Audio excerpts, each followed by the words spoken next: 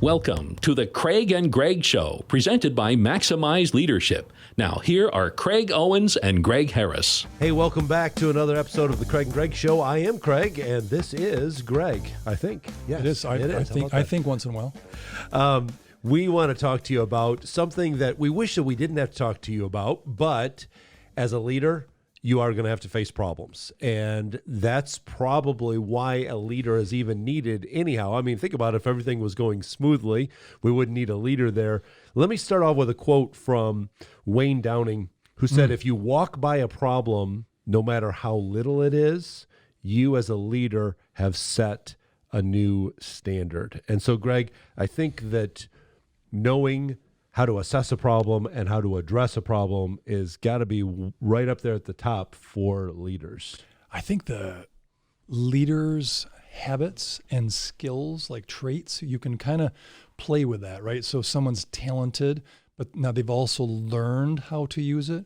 So I think the problem solving is one of the learned habits of a wonderful leader. It's one thing to say, I have good vision, or I'm a good communicator. That's great.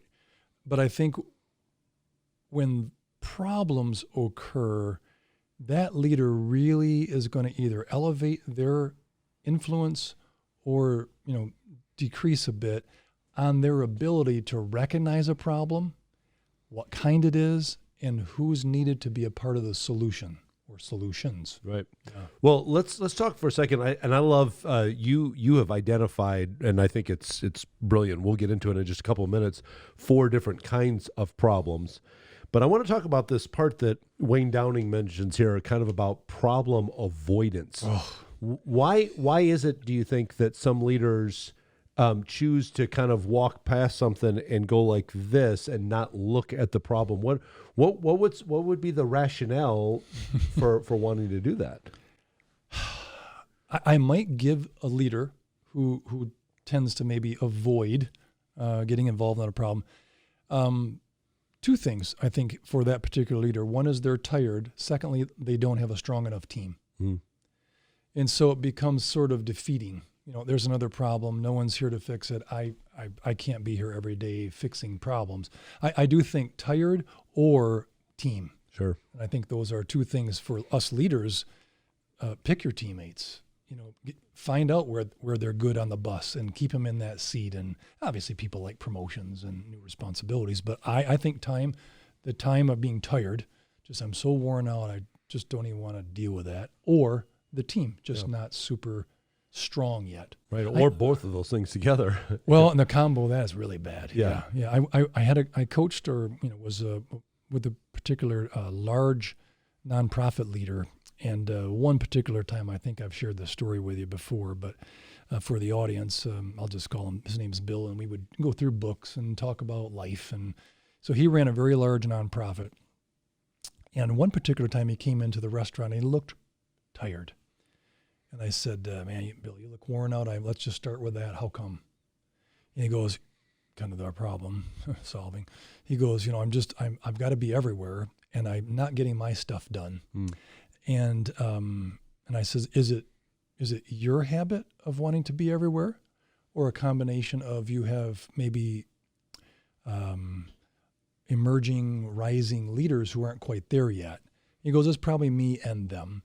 So I said, well, here's my challenge then. Is there someone who you feel will never get there? And he goes, one comes to mind. I says, I think you got to deal with that person. Like, that's just not working because you're making up for them. Yep. And I think that's the catch, for leaders is we all want to be needed and we want it to run well. And but avoidance, I think, is a real big thing for some leaders. Is I'm just so tired, or they're saying this is more important versus this, right? Because they just don't have the energy anymore, right? Well, listen, folks, we want you to be able to attack the problems the right way, and so, Greg, let's talk about these 4 different types, flavors of problems, and then there's a strategy that kind of goes along with each one of those for solving them the right way. So, what's the first problem? Well, the obvious would be the first problem. And so hopefully this will be a little bit of a not a college course, but just going through what are the types of problems and what do you need to get through them. Sure. And everyone's going to face them. Even if you're not the CEO, there are tons of other people who are leaders in an organization. They just don't happen to have CEO as a title. I'm confirming of that because it's just like, you don't need to have that title to be a leader, you know. So the obvious one is pretty simple. It's right out there. It doesn't require a committee. It really doesn't require a team. It could be hey, I saw this. Mary, why don't you take it? You handle the last situation. So it's quite. It's the lower hanging fruit, easy to address, and easy to see. I think that's the part where no one's avoiding those because it can be remedied fairly soon. I think the part that is. I was going to go ahead, finish that one. Well, I was going to say, so I think when it goes from obvious, because it's not too complicated, but there's so many obviouses. Right. I mean, every day there's an obvious problem. And so unfortunately, if the obvious, it's ignored or avoided, it'll grow into a complicated, right, which is the number 2 type of problem. So a complicated one probably needs someone else's input or eyesight. Maybe it's a budget problem. Maybe it's a staffing problem. So you bring in another person. It's not obvious, otherwise it would have been addressed by people just walking by it. But I think the complicated one really comes down to getting another person to maybe lend their experience, their lens to see things a little better. And it doesn't take long for a complicated one, but it's not like a solo fix. Well, so let me ask about if you are... Problem solving always means some kind of change in the organization. Tag on to this with a new leader. They've just stepped into the position. And I know sometimes when new leaders come in, they're a little hesitant to make changes right away. So what about the obvious problems? Is that something a new leader could address right away if it's just an obvious one? That's a great scenario. So I think a new leader coming into an organization or a new leader in the organization, like they've just promoted or gave you a new position of more responsibility, more leadership. I do think that's probably true. I think the obvious with a new leader, it's not a huge issue. There's no sacred cows in those. There's no, we've always done it this way, don't mess with it. I don't think the obvious is that. I think a new leader can do it. Yeah, but the complicated ones now probably need some more time because it didn't just become complicated overnight. No. It took some time. So the leader probably needs to be there a little bit more. Yeah, I think so. And I think maybe to study, so let's say one division is reporting something, but the second division that they work with, whether it's engineering to production, whatever kind of organization, whether it's making something and selling something, I think the transition or the handoff between two divisions or two leaders, there's where it gets complicated. They either don't get along or one's blaming the other. And I think a new leader has to figure out who are the allies. So it takes some time. Takes some time, I think, for a complicated problem. Right. Yeah. All right. So what's the third type of problem? Well, the third one is, unfortunately, is a complex one. Well, the complex one could be something that, might have those landmines. Historical. Right. The previous person, kind of let this all go. So this is complex because maybe people contributed to the problem. So now you've got to figure out, should that person still be involved in the solution, or are they? I worked with an organization where there was one person who often an HR complaint circled around him. How he dealt with people, what he said, what he didn't say, what he did without telling people, what he, it's like you've created and that's the complex. It's, so if you, this is a really cool Native American story that I heard. It could go for anything, but so people are doing the wash in the river and kids are coming by floating and screaming for help. So they drop their laundry and go help the child out of the river. And the other one comes down the river, the same thing. Well, a couple of the folks thought, so we can do this all day, or we can figure out why are kids coming down the river? So that's where that complex comes. So we have to figure out what's starting this, because I'm looking at the problem, but what contributed? What's farther upstream? Yep. And then in this story, this fable is that they found out that there was one kid daring other kids to jump off the overpass onto the river. And then, of course, they couldn't swim that well, and the people on the shore were saving them. So I think stopping the dare, right, jump off, I think that's a lot of the complex problems. Sure. Where we have to kind of take our time and figure out what's contributing. Do we address the contributing pieces, and does the problem go away? That's complex. So part of what makes it complex is that it's not one person, one department. It's kind of become, it's a ribbon that's running through multiple parts, multiple people. Yeah. You could almost say, and I do love this word, an organizational culture that is a complex. Okay. So backbiting, negative, disrespectful, maybe lacking energy or willing to be industrious or take initiative. That's a culture. That's complex. Yes. So how did it get there? Right. And then the things probably before, Craig, we got to address as leaders versus like we're looking at, people aren't just making the effort. Oh, you got to go upstream. Yeah. And I think the culture part, what even complicates that and makes it more of a complex problem is that culture is not anything that's written down somewhere. No. Yeah. Culture is sort of the unwritten rules of this is the way we've done things around here. And it's not something that you're going to get handed to you in an employee manual and you pick it up and you go, oh, okay, so we do it like this and this. Yeah. It's just, you usually, listen, this is how you'll know, you usually find out culture when you have violated something, you'll step on a landmine. All of a sudden somebody, because you'll tell, because everybody in the room will go, and you go, what did I say? What did I do? Well, you just stepped on a part of culture that you weren't aware of. And so if you're a new leader coming in and the problem is a little bit more involved, especially a cultural sort of thing, please take some time. Take time. You got to get to know that. All right. Yeah. What's the fourth? The last one is chaotic. And that probably is something kind of leading to your next question could be, does a new leader have the freedom to address a chaotic problem? Yes, they do. Mm-hmm. So a chaotic problem could be the SOS call from a sinking ship. Right.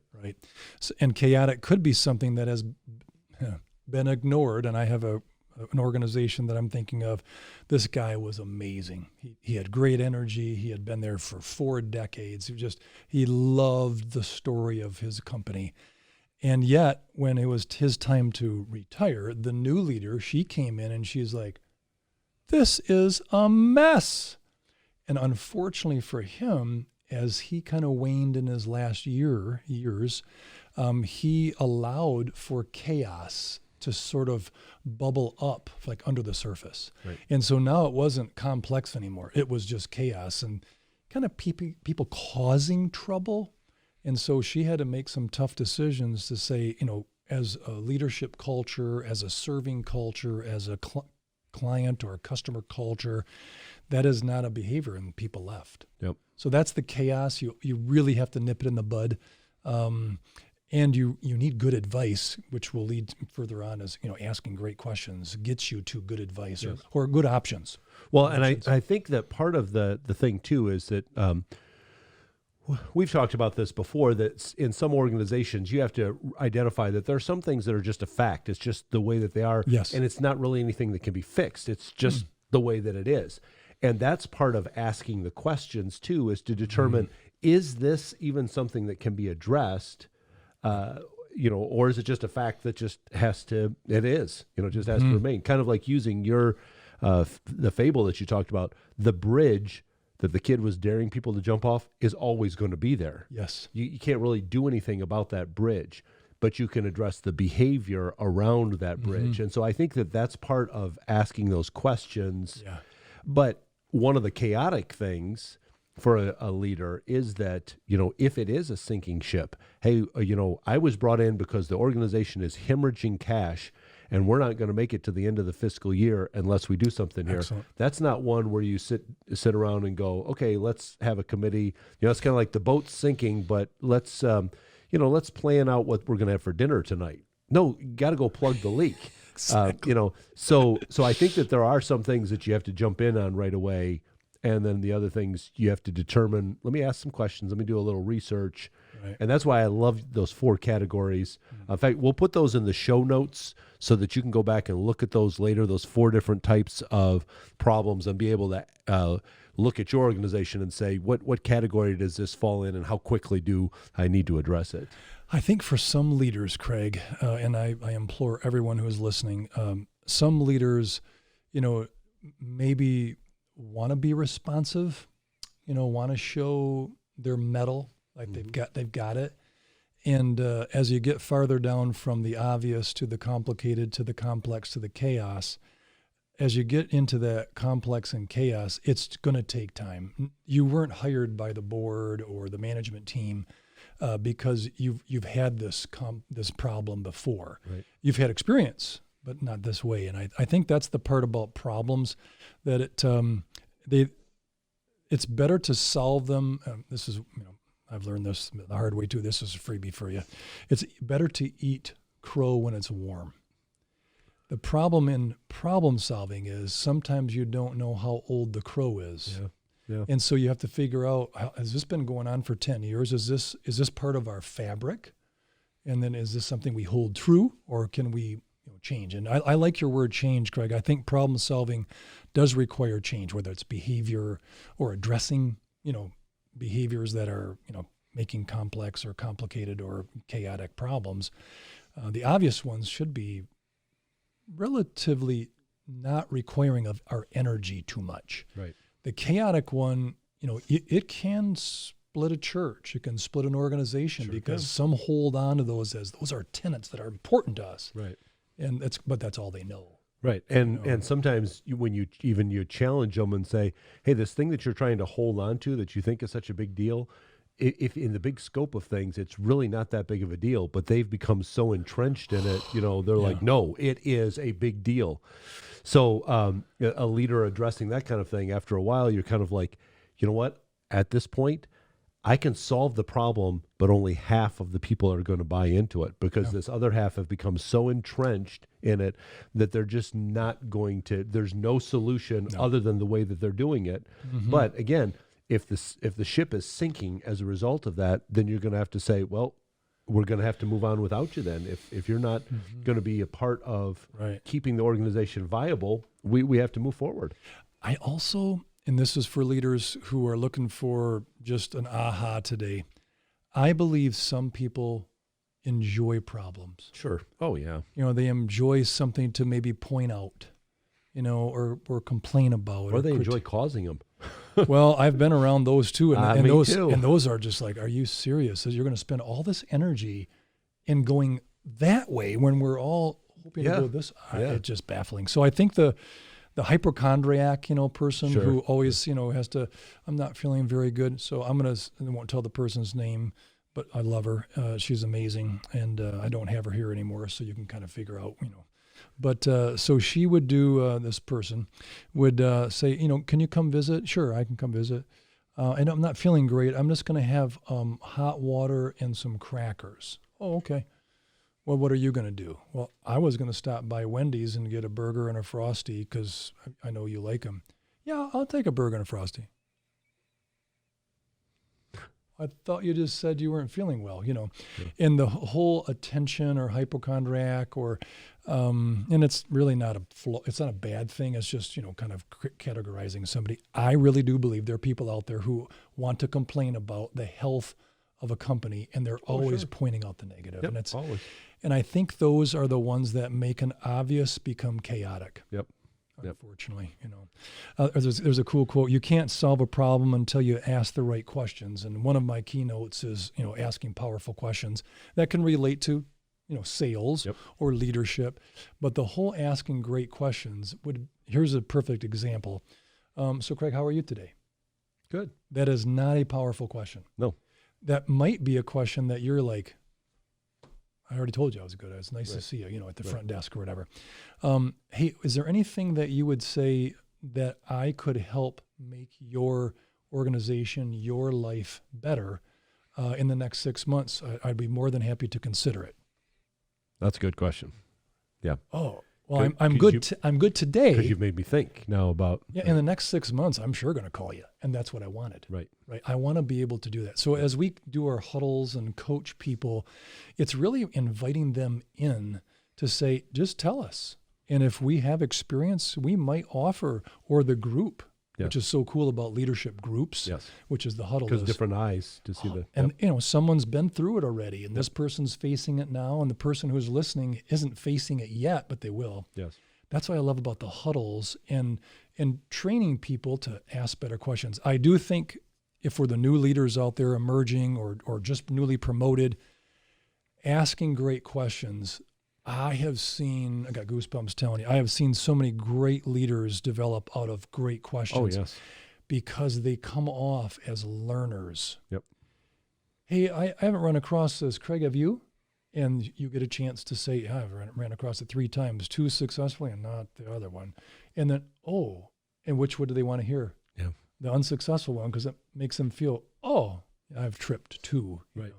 But questions really for any leader is so good, and whether it's problem solving or other episode subjects like priority, I would love to see us ask. So Craig, what do you think I'm good at? Mm-hmm. Kind of vulnerable, right? And I'm not looking for a snow job. And you'd be like, well, I think you're good at this and good at this. Is there something I do that you think maybe hurts my leadership? Well, Craig, I think you do this and this. Craig, thanks for being honest. I think the questions can even be helpful for us. Absolutely. Absolutely. Well, listen, as Greg mentioned, the huddles, I mean, that is the value that you get huddling with Greg and I and with other leaders. So if you go to maximizeleadership.com, we have a link on there about the coaching huddles, and you can read a little bit more. You can watch a little introduction video about the huddles, and then there's a form on there that you can fill out if you just say, hey, I just want to explore this a little bit more. Because what we do in these Craig and Greg show episodes is we're just going to kind of share these general principles, like maybe the 4 problems that you might have to face. But in the coaching huddles, we're going to get specific with you. We're going to say, okay, let's talk about this specific problem that you have that is a complex problem, and let us ask you some questions and look at it with different eyes and drill down in some different spots, and then we can give you more specific answers. That's what our coaching huddles are designed to do, and we'd love to be able to dialogue with you there as well. We can always take your general questions. If you want to go to Twitter at Maximize Podcast, or even in the comments below on this video, leave your questions there. Maybe it's going to turn into another episode of the Craig and Greg Show as we address those topics. So we'll continue to provide that content there. But please check out our coaching huddles so that we can get in personal with you and help your leadership soar. Look forward to being with you again soon. Get in touch with Craig and Greg through Twitter at Maximize Podcast or at MaximizeLeadership.com. Be sure to subscribe so you don't miss any of the upcoming episodes of the Craig and Greg Show.